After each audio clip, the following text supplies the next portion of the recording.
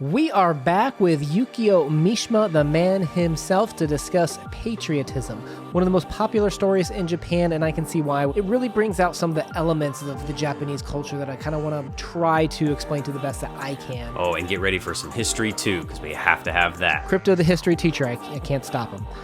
Welcome to the CodeX Cantina, where I am Una. And I am Patriot Crypto. If you are new to the Codex Cantina, we take a conversational approach to the literature that we discuss and read. If you are down for stuff like that, please make sure you hit that subscribe button. And as always, start off with publication information. Patriotism was published in 1961, and our version was translated by Jeffrey W. Sargent. So we have real events being put into the story. The February 1936 events, you can look it up.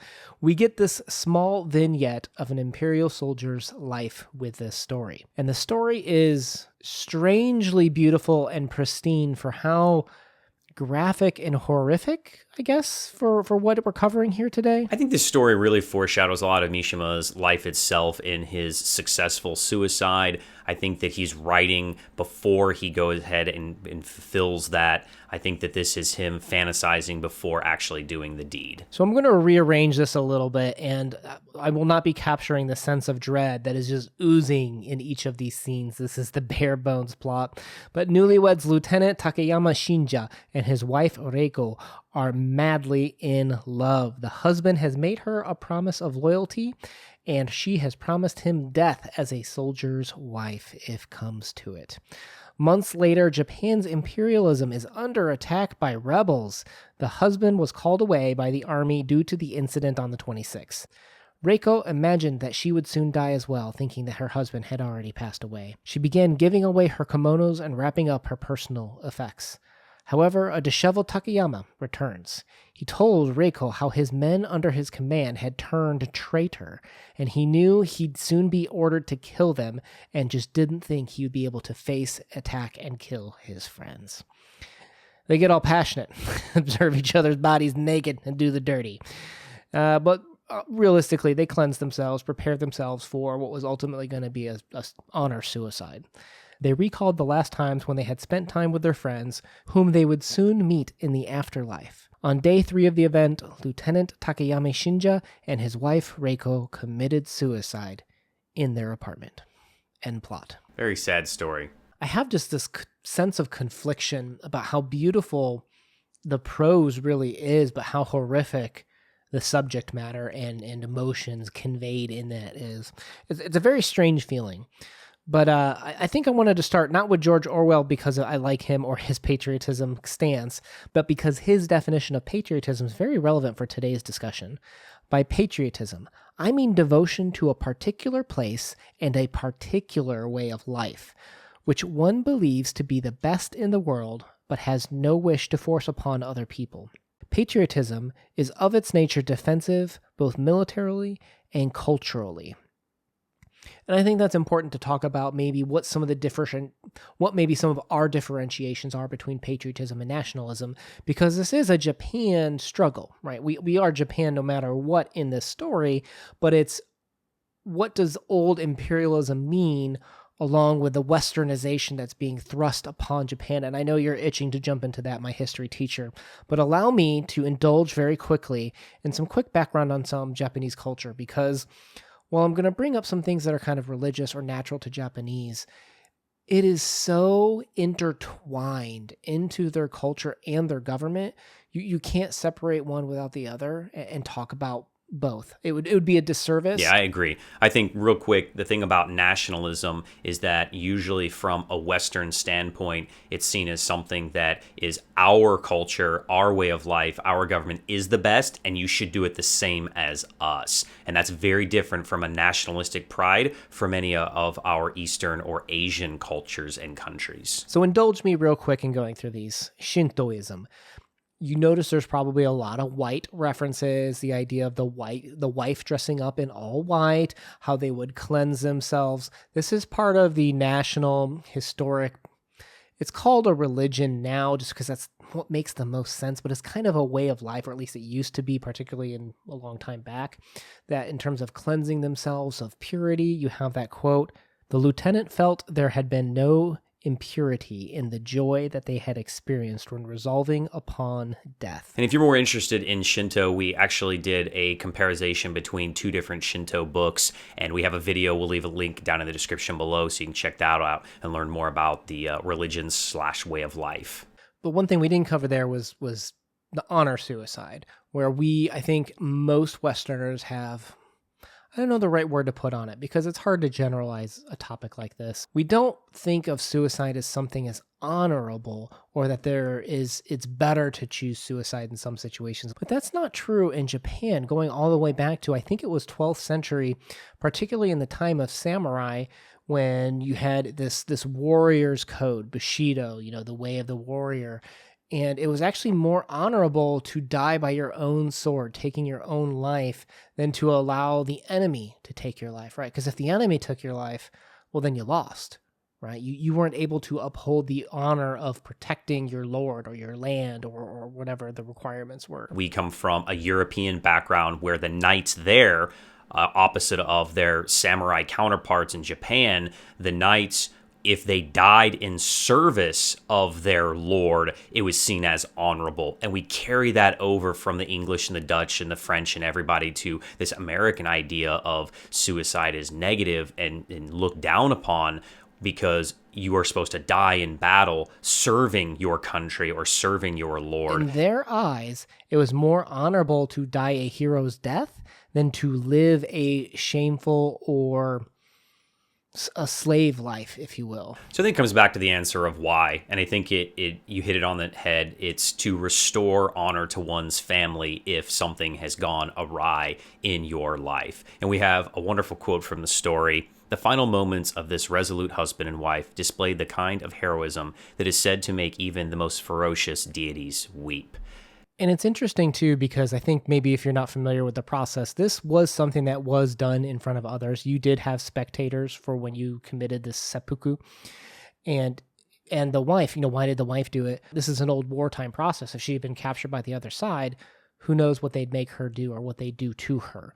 So it was very common for actually the wives of samurais to also commit suicide. So this is all about that callback to that previous era honor of Japan. Why is that relevant? Why are we talking about 12th century Japan? Well, I think it comes back to why this story itself is important, is we will see a rise in suicide because of this writer and this push against the westernization and the loss of Japanese culture in the mind of the older generation of Japanese soldiers. During World War II, when we have total war, right? The entire country is involved in the war process. You had these suicide bombers, and again, suicide became very popular for the generals or higher-ranking officers in the army when things went bad. And then again in 1970s with actually Yukio Mishima's death that we're leading towards, we see this romanticism of seppuku, of dying for honor, dying for your country's values. Why were people dying for their country's values at this point of time is the question my historian Crypto. So bringing up World War II, I think it's important to note the westernization of Japan. So Japan had been an isolated nation for hundreds of years. We force our way in there, say you're going to trade back in the 1800s, and then slowly over the early 20th century, they're able to build up their isolationist views again. And then in World War II, they see an opportunity to extend their imperial rule outside into China and beyond. And with that, they start pushing their nationalistic ideas onto the rest of the world. After they lose World War II, they're not able to go back into this isolationist view. The Band-Aid's been ripped off, and the U.S. is like, we are going to rebuild you, and you're going to be just like us. And they really do become an industrialized Western nation, and they lose some of their culture and their cultural identity as a result of that. And I think this is where we see Yukio pushing back against that, as he's like, hey, we doing our own thing here. We don't want to do what you guys are doing. Well, specifically, they lost the war, right? 1947 Constitution is written where we basically strip the emperor. And again, going back to those ideals of Shintoism and their traditions, we're removing and changing their tie of religion and government and changing the structure of the country. They had the war flags. Do you remember what the war flags looked like? Yeah, so they're white with the sun drop in the center. Well, and then they have the stripes coming out. After 1945, Yeah, when they lost the war, we forced them to retire that flag to never fly again, basically. Yeah, we take over a lot of Japan, and they're not allowed to have a military. They have to put in democracy. The emperor becomes just a figurehead. We really do make their country model themselves closely to the United States.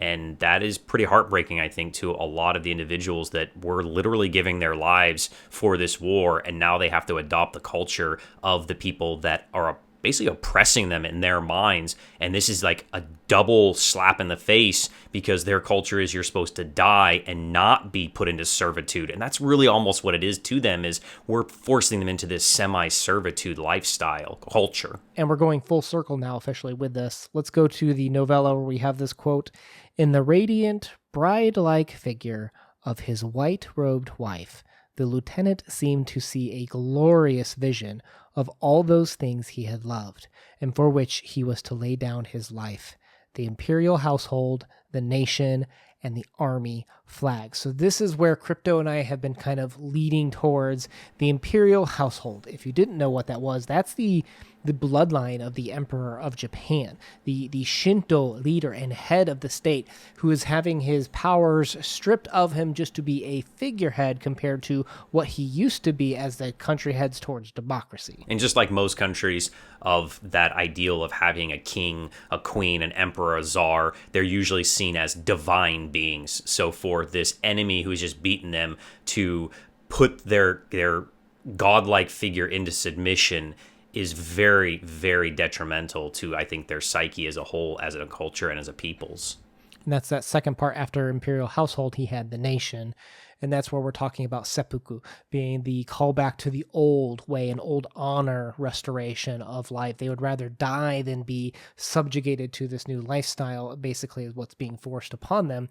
And I think this is my interpretation. This is very subjective, but I think that's kind of why we see the sensualness, the very visual and aesthetic play that Yukio Mishima puts in this. Yukio Mishima is very known for his aesthetic writing, right? We talked about that extensively in our talk about the Temple of the Golden Pavilion. Very interesting the way he used that in this one.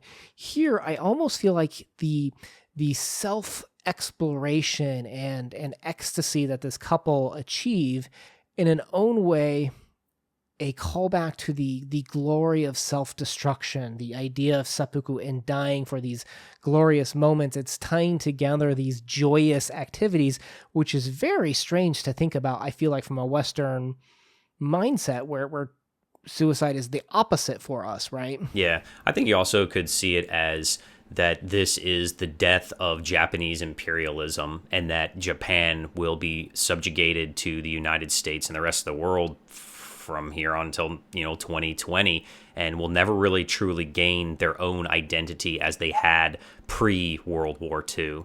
Right. And I think to today, I believe the Constitution remains unamended, which makes it one of the oldest unamended constitutions in the world. But the last of the three things that he lists was the army flag.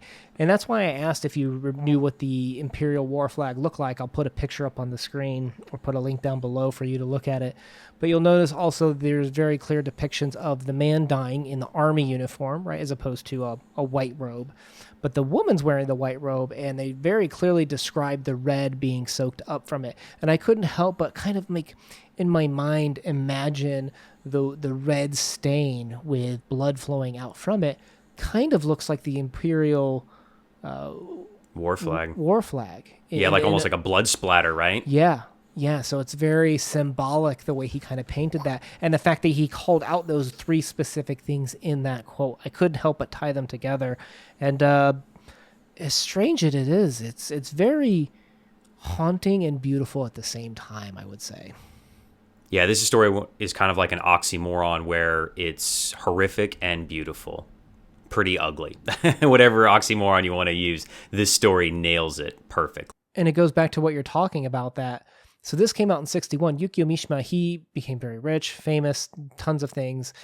he eventually hired his own militia, attempted a very similar military coup, failed, and committed a public execution of himself. He committed seppuku in front of people. And in the 1970s, saw a rise in suicide, almost like in a weird glorification of what Yukio Mishima was trying to do. Very interesting, the influence this man had on a culture to do things like that. Some people enjoy these conversations and they're unsure what to put down in the comments below. Just leave us a sword emoji, and if you like this, we'll leave a link for our other Yukio Mishima talks. Now let's move into our subjective ratings about what we thought about this. This is frequently regarded as one of Japan's most popular or influential short stories and novellas. Crypto, what are you going to rate this one? I'm going to give this one a solid 8. I really enjoyed this story. I think that it is very unique. I love the use of white and all the symbols and everything. I love the history aspect of it. And I love that there's a real message here from a real individual that was in pain and felt like that this was his only option based on his personal values. And I know in the West here, we don't necessarily share those values. And I don't want to say that if you're having suicidal thoughts, please get help. We'll leave the 800 number for the suicide hotline. Talk to somebody. There's always something worth living for out there. For me, it's strange, it's horrific, but it's weirdly beautiful too. And I do enjoy how he tied together all these elements. It was very auto-fictional. And it didn't even happen yet. Like he predicted and almost viewed his own life in this story 9 years before it happened. It's strange the way this story kind of came about. So I'm not going to rate it. I don't know what to say. It's very strange. It's interesting. If you are past the trigger warnings, I definitely think you should check it out. And that's what someone will say. So with that said, guys, if you want to subscribe to have more literature discussions like that, please make sure you hit the button down below. We post videos every Monday and Thursday with a bonus video on Tuesdays. Una out. Peace.